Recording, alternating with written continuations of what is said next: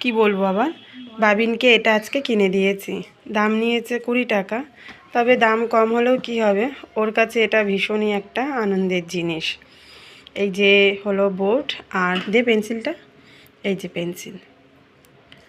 তো এটা নিয়েই আজ সারাদিন রয়েছে। আজ আর তেমনও বাইরে যায়নি খেলা করতে, সকাল থেকে তেমনি বায়নাও করেনি যে আমাদের বাড়ি যাবে বলে।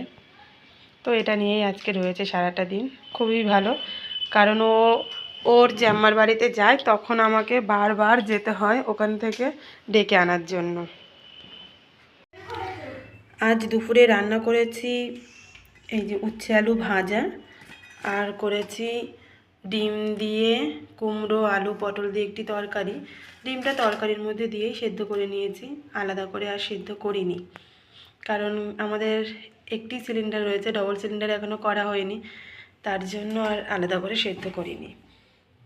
আর সঙ্গে নিয়েছি শসা আর লেবু।